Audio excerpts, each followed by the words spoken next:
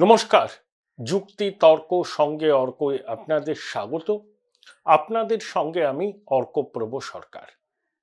Good bye doctor সাব Manmohan Singh. History will be kinder to you. There is not even an iota of doubt in this regard. দেখুন, ভারতবর্ষের রাজনৈতিক সামাজিক ইতিহাসে যে দুটো বক্তৃতা আমার মনে হয় মাইল ফলক হিসাবে রয়ে যাবে, অনেকগুলোই আছে, তার মধ্যে আমার মতে একটা হচ্ছে 47-এর মধ্যরাতে পণ্ডিত নেহেরু ট্রিস্ট উইথ ডেস্টিনি বা অদৃষ্টের সাথে অভিসার, আর তার 34 বছর পরে জুলাই মাসের এক শ্রাবণ সন্ধ্যায় ভারতের অর্থমন্ত্রী ডক্টর মনমোহন সিং যখন সংসদে দাঁড়িয়ে ভিক্টর হুগোকে উদ্ধৃত করে বললেন, "There is no force in the world which can stop an idea whose time has come." 91 সালের জুলাই মাসের পর থেকে 32-33 বছর হয়ে গেল। 91 সালের পরের যে ভারতবর্ষ, সেই ভারতবর্ষের সঙ্গে 47 থেকে 90 এর ভারতবর্ষের কোনো মিল নেই। একটা সময় ছিল যখন টেলিফোনের কানেকশন পেতে, গ্যাসের কানেকশন পেতে আপনাদের হাপিত্যেশ করে বসে থাকতে হতো। একটা মাত্র বিমান সংস্থা ছিল। বহু জায়গায় অনিশ্চিত বিদ্যুৎ সরবরাহ, খানাখন্দে ভরা রাজপথ। তারপর ভারতবর্ষ প্রগতির সড়কে যাত্রা করেছে। কি হয়নি 91 সালের পর থেকে ভারতবর্ষে? মোটা দাগে বলতে গেলে তথ্য প্রযুক্তিতে বিপ্লব, টেলিকমিউনিকেশনে বিপ্লব, পরিকাঠামোয় বিপ্লব, মধ্যবিত্ত শ্রেণীর বিপুলভাবে আত্মপ্রকাশ, আর এখন তো ভারতবর্ষ চতুর্থ বৃহত্তম অর্থনীতি। যে সময় ডক্টর সিং দায়িত্বভার সামলেছিলেন, এটাও একটা অদ্ভুত ব্যাপার। নরসিংহ রাওয়ের প্রথম পছন্দ কিন্তু তিনি ছিলেন না, ছিলেন আইজি প্যাটেল। কিন্তু আইজি প্যাটেল অফার ডিক্লাইন করায় পামলাপর্তি ভেঙ্কট নরসিংহ রাও মনমোহন সিংকে বেছে নেন। ওই সময় মনমোহন সিং ইউনিভার্সিটি গ্র্যান্ড কমিশনের চেয়ারম্যান ছিলেন। নরসিংহ রাও তাকে ফোন করে সরাসরি রাষ্ট্রপতি ভবনে আসতে বলেন। তারপরের ইতিহাস আপনারা জানেন। এবং নরসিংহ রাও পরিষ্কার বলে দিয়েছিলেন যে অর্থনীতির সামলাতে হবে তোমাকে, যদি সফল হও তার কৃতিত্ব প্রধানমন্ত্রী হিসাবে তিনি নেবেন, আর ব্যর্থ হলে ব্যর্থতার দায়ভার মনমোহন সিংকে নিতে হবে। এই ছিল অলিখিত চুক্তি। তারপর ডক্টর সিং তার সহযোগীদের নিয়ে বাণিজ্য মন্ত্রক, অর্থ মন্ত্রক এবং প্রধানমন্ত্রী দপ্তরের সঙ্গে কাজ করে ভারতবর্ষের অর্থনীতিকে এক নতুন মাত্রায় পৌঁছে দেন। ডক্টর সিংকে ইতিহাস কিভাবে মনে রাখবে? He brought back the Indian economy to the main track. আমরা বলতেই পারি, realize a man who meant well, tried a lot, he brought back Indian economy to the main track.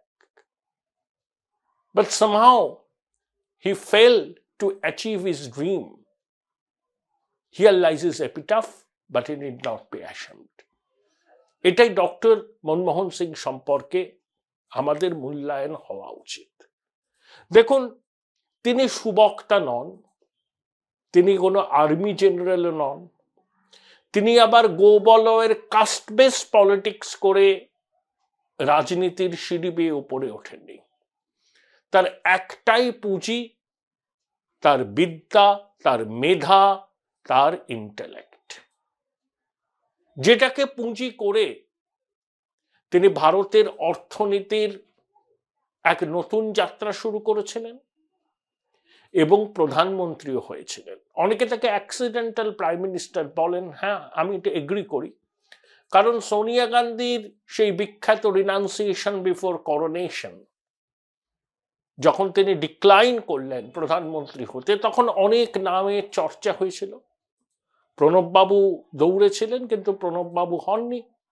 Sonia Gandhi তার একান্ত বিশ্বস্ত ডক্টর সিংকে ট্রাস্ট করেছিল এবং বলেছিলেন যে ওনার হাতে ভারত সেফ থাকবে। দেখুন, তার আগে অটলজির জামানায় শাইনিং ইন্ডিয়া মুখ থুবড়ে পড়লো, কিন্তু গোল্ডেন কোয়াড্রিল্যাটারাল একটাই কথাই আমি বললাম যে অটলজি ভারতবর্ষের যোগাযোগ ব্যবস্থাতে একটা রেভলিউশন নিয়ে এসেছিলেন। তারপর ডক্টর সিং কি করলেন? 100 দিনের কাজ, আইনি গ্যারান্টি, তথ্যের অধিকার, আইনি গ্যারান্টি, জমি অধিগ্রহণ এবং ক্ষতিপূরণের আইন। জমি অধিগ্রহণ তো সেই 1896 সালে ঔপনিবেশিক আমলে আইন দিয়ে জমি অধিগ্রহণ করা হতো, আমরা সিঙ্গুর নন্দীগ্রামে সেটা জানি। এবং তার আরো বড় অ্যাচিভমেন্ট হচ্ছে ভারত মার্কিন অসামরিক পরমাণু চুক্তি, যেটা 123 এগ্রিমেন্ট হিসাবে খ্যাত। ওটা ভারতবর্ষের এনপিটি বহির্ভূত পরমাণু কার্যক্রমের স্বীকৃতি। যখন বামপন্থীরা ওই চুক্তি বাতিলের দাবিতে সরকারকে কার্যত চরমপত্র দিলেন, তখন আমার মনে আছে 2007 সালের অগস্ট মাসে টেলিগ্রাফ পত্রিকায় ডক্টর সিং একটা সাক্ষাৎকার দিয়েছিলেন মানিনী চ্যাটার্জিকে। এই মানিনী চ্যাটার্জি হচ্ছেন পিসি যোশীর পুত্রবধূ, চাঁদ যোশীর ওয়াইফ। তখন তিনি একটা কথা বলেছিলেন যে লেফট যদি সাপোর্ট উইথড্র করতে চায় করুক, সো বি ইট। এই সো বি ইট এই শব্দ বন্ধটা ডক্টর সিং খুব প্রত্যয়ের সঙ্গে ঘোষণা করেছিলেন এবং নিজের কোয়ালিশন সরকারকে কার্যত কি বলবো আর কি নিলামে তুলে তিনি এই চুক্তিটাকে সম্পাদন করার কাজে অগ্রসর হয়েছিলেন। সোনিয়া গান্ধীর ব্যাকিং ছিলেন। তারপরের ইতিহাস আমরা জানি, সমাজবাদী পার্টির সমর্থন, বামপন্থীদের 61 জন সাংসদের সমর্থন থাকা সত্ত্বেও তারা উইথড্র করলেও সেই সরকার টিকে যায়। তারপরে বামপন্থীদের অবস্থা কিরকম করুণ হয়েছে পশ্চিমবঙ্গে সেটা আমরা সবাই জানি। জ্যোতিবাবু অনেকবার বারণ করেছিলেন প্রকাশ কারাতের এই হঠকারী সিদ্ধান্ত না নেওয়ার জন্য। Join Indian Institute of Hotel Management now. Right choice, right decision. দেখুন, 2008 সালে লেমন ব্রাদার্স ক্রাইসিস হলো, ভারতবর্ষ কিন্তু ইনসুলেট করল।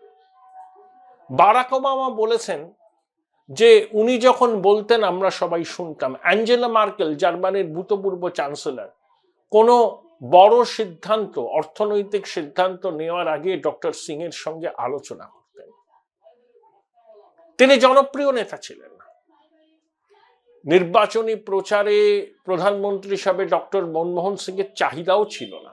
কেউই তাকে ডাকতো না নির্বাচনী প্রচারে, কারণ গ্রাসরুট পলিটিক্স, ভোট সর্বস্ব রাজনীতিতে ডক্টর মনমোহন সিং বেমানান। তিনি ভোট ক্যাচার ছিলেন না। তিনি পণ্ডিত, স্থিতদি, একজন টেকনোক্র্যাট, অর্থমন্ত্রকের মুখ্য উপদেষ্টা, যোজনা কমিশনের ডেপুটি চেয়ারম্যান, রিজার্ভ ব্যাংকের গভর্নর, অর্থমন্ত্রী, রাজ্যসভায় বিরোধী দলনেতা এবং 10 বছরের প্রধানমন্ত্রী। তার বর্ণময় এই journey.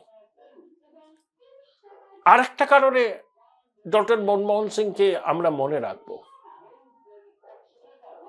In this stinkingly ossified corridors of power where scams originate, corruption thrives, is the man uncorruptible and incorruptible. He retains his unblemished character throughout his life. আজকে যখন রাজনেতাদের সম্পর্কে দুর্নীতির অভিযোগ ওঠে, আঙুল তোলে সবাই যে রাজনেতা মানে তিনি যত স্বচ্ছ পোশাক পরুক না কেন গায়ে কাদার ছিটে আছে। কিন্তু ডক্টর মনমোহন সিং সেই বিরল রাজনৈতিক ব্যক্তিত্ব যার দিকে কিন্তু কখনো দুর্নীতির আঙুল তোলা যায়নি। তার দ্বিতীয় দফায় অনেক কেলেঙ্কারি হয়েছে, কমনওয়েলথ গেমস কেলেঙ্কারি, 2G স্ক্যাম ইত্যাদি, কিন্তু ওগুলো অনেকেই বলেন সব নোশনাল। তবে কমনওয়েলথ গেম, সুরেশ কালমাদি প্রমুখ যেভাবে মেস করেছিলেন পুরো বিষয়টা, doctor Singh at the helm of the affairs cannot deny his responsibility. কয়লা কেলেঙ্কারি, কয়লা ব্লক বিতরণ নিয়ে বিতর্ক, তাকে টানার চেষ্টা হয়েছে, কারণ কয়লা মন্ত্রকের দায়িত্ব তারই ছিল। কিন্তু সবাই জানতো যে ডক্টর সিং সিজারের পত্নীর মতো সব সন্দেহের ঊর্ধ্বে।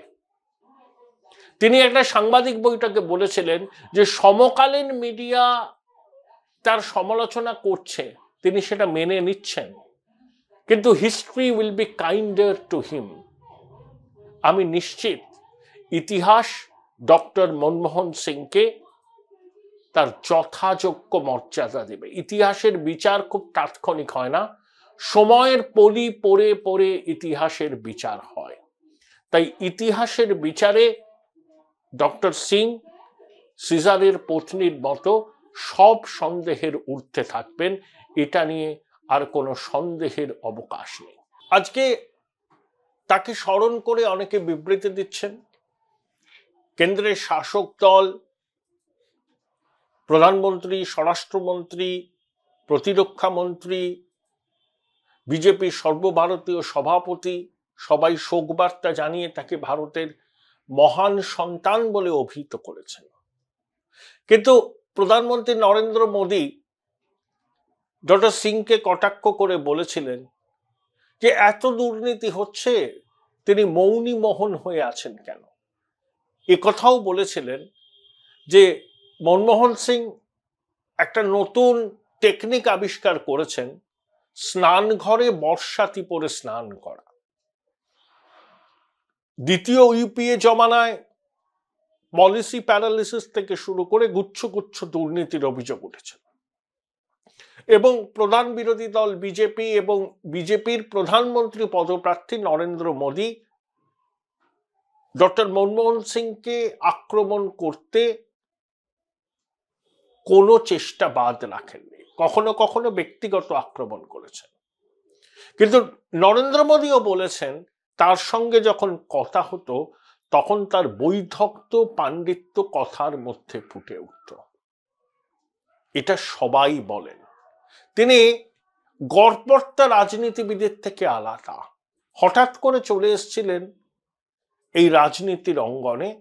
তিনি কিন্তু একজন শিক্ষাবিদ, আমলা এবং টেকনোক্র্যাট। অক্সফোর্ড আর কেমব্রিজ দুটোরই ছাত্র ছিলেন এবং অ্যাডাম স্মিথ পুরস্কার পান 1956 সালে।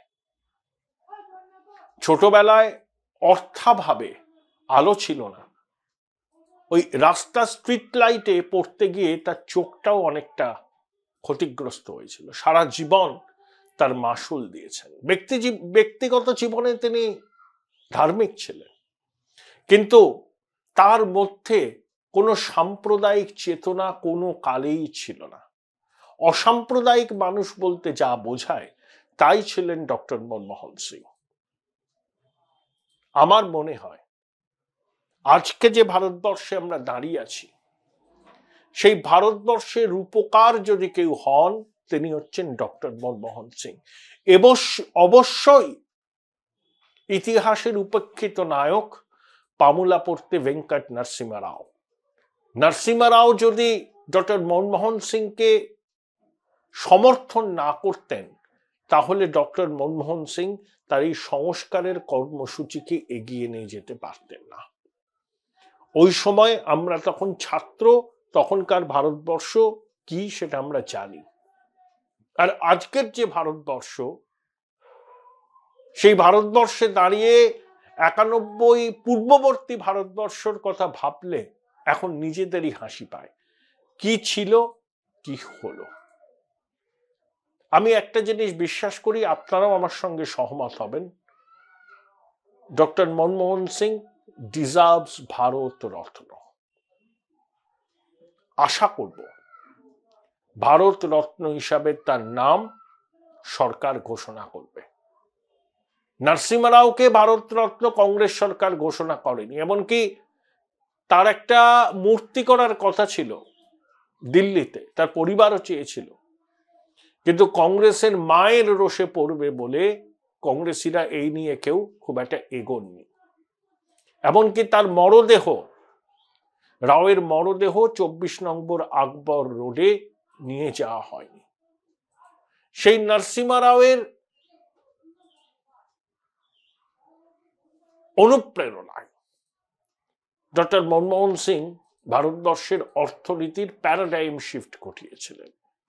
অনুপ্রেরণা শব্দটা এখন বহু ব্যবহারে অন্তত পশ্চিমবাংলায় ক্লিশে হয়ে গেছে, কিন্তু নরসিমা রাও যেভাবে সমর্থন করেছিলেন এবং মনমোহন সিংকে যেভাবে ফ্রি হ্যান্ড দিয়েছিলেন, তাতেই বোধহয় মনমোহন সিং এর পক্ষে সম্ভব হয়েছিল ভারতের অর্থনীতির গতিকে ত্বরান্বিত করা, এবং যে অর্থনীতি কার্যত কোমায় চলে গিয়েছিল সেই কোমা থেকে বার করে এনে তাকে মূল সড়কে প্রতিস্থাপন করার মূল কুশীলব ছিলেন তিনি এবং তার তখনকার সহযোগীরা। ইতিহাস ডক্টর মনমোহন সিংকে তার প্রাপ্য সম্মানই দেবে। History will be kinder to him. Good bye, doctor Singh.